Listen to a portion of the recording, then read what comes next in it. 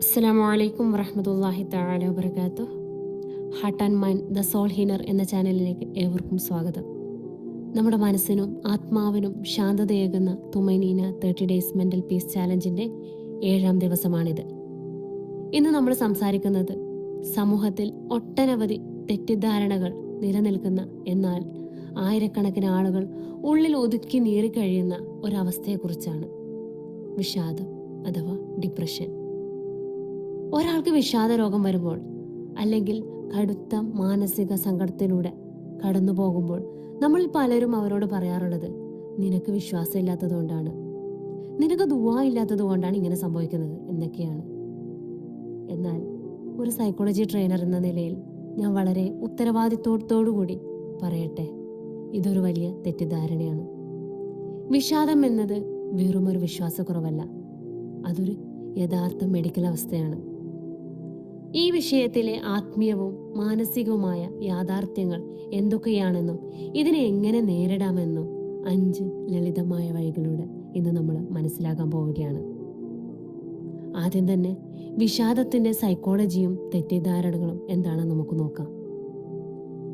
Medical സയൻസും സൈക്കോളജിയും അനുസരിച്ച് clinical depression എന്നത് നമ്മുടെ ബ്രെയിനിലെ സെറോട്ടോണിൻ, ഡോപ്പാമൈൻ തുടങ്ങിയ ന്യൂറോ ട്രാൻസ്മിറ്ററുകളുടെ കുറവ് മൂലമുണ്ടാകുന്ന കെമിക്കൽ ഇംബാലൻസ് എന്ന് പറയും.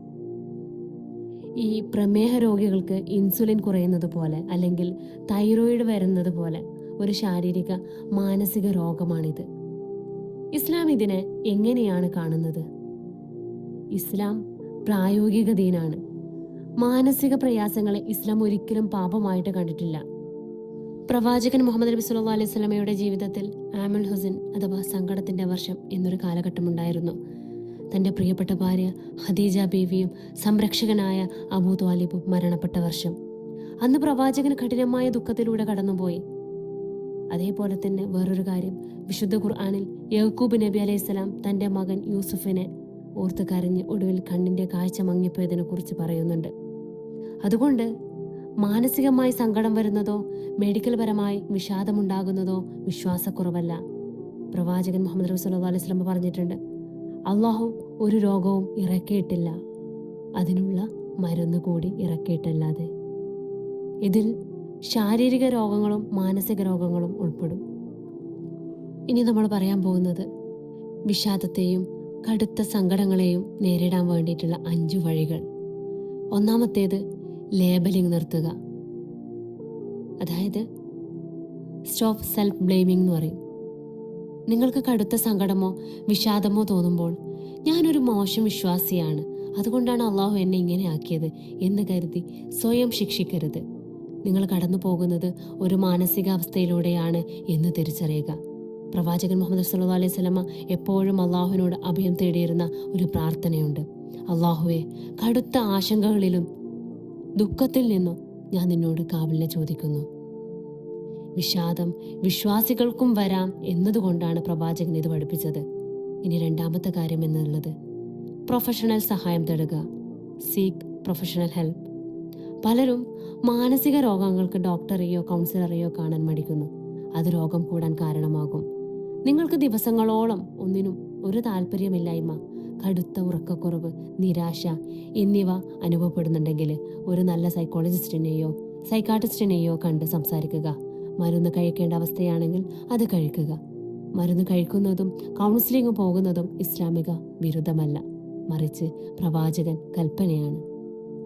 ഇനി മൂന്നാമത്തെ കാര്യം എന്നുള്ളത് തൽബീന, അതായത് പ്രവാചകൻ നിർദ്ദേശിച്ച ആഹാരം, പ്രൊഫറ്റിക് ഫുഡ് എന്നൊക്കെ പറയും.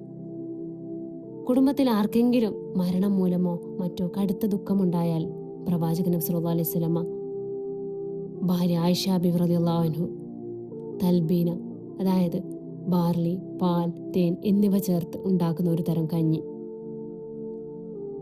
അത് ഉണ്ടാക്കാൻ വേണ്ടി നബി സല്ലല്ലാഹു അലൈഹി വസല്ലമ നിർദ്ദേശിച്ചിട്ടുണ്ടായിരുന്നു. കാരണം നബി സല്ലല്ലാഹു അലൈഹി വസല്ലമ പറഞ്ഞിട്ടുണ്ട്, തീർച്ചയായും തൽബീന രോഗിയുടെ ഹൃദയത്തിന് ആശ്വാസം നൽകുക, സങ്കടങ്ങളിൽ ചിലത് അത് നീക്കിക്കളയുകയും ചെയ്യും. ആധുനിക ശാസ്ത്രം കണ്ടെത്തിയിട്ടുണ്ട്, ബാർലിയിൽ അടങ്ങിയിരിക്കുന്ന വലിയ തോതിലുള്ള സിങ്കും മാഗ്നീഷ്യവും വിഷാദം കുറയ്ക്കാൻ സഹായിക്കുമെന്ന്. ഇനി 4-മത്തെ കാര്യം അൽ അൻസു, ചെറിയ കൂട്ടായ്മകൾ. വിഷാദം വരുമ്പോൾ മനുഷ്യന് റൂമിൽ ഒറ്റയ്ക്ക് ഇരിക്കാൻ ഇഷ്ടപ്പെടും. ഇത് പിശാചിന് നിങ്ങളെ കൂടുതൽ തളർത്താൻ അവസരമൊരുക്കും. നിങ്ങളെ നന്നായി മനസ്സിലാക്കുന്ന ഒരു കൂട്ടുകാരനോടോ അല്ലെങ്കിൽ കുടുംബാംഗത്തോടോ സംസാരിക്കുക. നിങ്ങളുടെ സങ്കടങ്ങൾ തുറന്നു പറയുക. സൈക്കോളജിയിൽ ഇതിനെ സോഷ്യൽ സപ്പോർട്ട് സിസ്റ്റം എന്ന് വിളിക്കും. അടുത്തതായി 5-മത്തെ കാര്യം, അള്ളാഹുവിലേക്ക് ഹൃദയം അർപ്പിക്കുക. ദിക്ർ തെറാപ്പി എന്ന് പറയും. ഏതൊരു ചികിത്സയോടൊപ്പം ആത്മീയമായ ഊർജം വലിയൊരു തണലാണ്. ഖുർആൻ പറയുന്നു, അറിയുക, അള്ളാഹുവിനെ കുറിച്ചുള്ള ഓർമ്മകൾ കൊണ്ടത്രേ ഹൃദയങ്ങൾ ശാന്തമാകുന്നത്. മനസ്സ് വല്ലാതെ തളരുമ്പോൾ അർത്ഥമറിഞ്ഞ് ലാ ഹൗല വലാ ഖുവ്വത ഇല്ലാ ബില്ലാഹ്, അള്ളാഹുവിനെ കൊണ്ടല്ലാതെ യാതൊരു ശക്തിയുമില്ല എന്ന് ആവർത്തിച്ചുകൊണ്ട് ചൊല്ലുക. ഇത് നിങ്ങളുടെ ഉള്ളിലെ ഭാരങ്ങൾ അള്ളാഹുവിലേക്ക് ഭരമേൽപ്പിക്കാൻ, അതായത് തവക്കുൽ, ഇതിന് സഹായിക്കും. ഇന്നത്തെ നിങ്ങളുടെ തുമൈനീന ചാലഞ്ച് ഇതാണ്.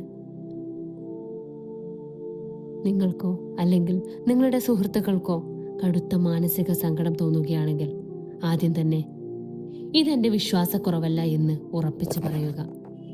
എന്നിട്ടുള്ളിലെ സങ്കടങ്ങൾ ഒരു പേപ്പറിലേക്ക് എഴുതിയിടുക. അല്ലെങ്കിൽ വിശ്വസ്തനായ ഒരാളോട് സംസാരിക്കുക. നിങ്ങളുടെ മാനസിക ആരോഗ്യത്തിന് പ്രാധാന്യം നൽകുക. അവസാനമായി പറയാനുള്ളത്, പ്രിയപ്പെട്ടവരെ, നിങ്ങളുടെ തകർന്ന ഹൃദയവുമായി നിങ്ങൾ അള്ളാഹുവിലേക്ക് നോക്കുമ്പോൾ അവൻ നിങ്ങളെ വെറുക്കുകയല്ല, മറിച്ച് തൻ്റെ കാരുണ്യത്തിലേക്ക് കൂടുതൽ ചേർത്ത് പിടിക്കുകയാണ് ചെയ്യുന്നത്. മാനസിക ബുദ്ധിമുട്ടുകൾ വരുന്നത് ചികിത്സ തേടാനും പരസ്പരം താങ്ങാകാനും നമ്മൾ പഠിക്കണം.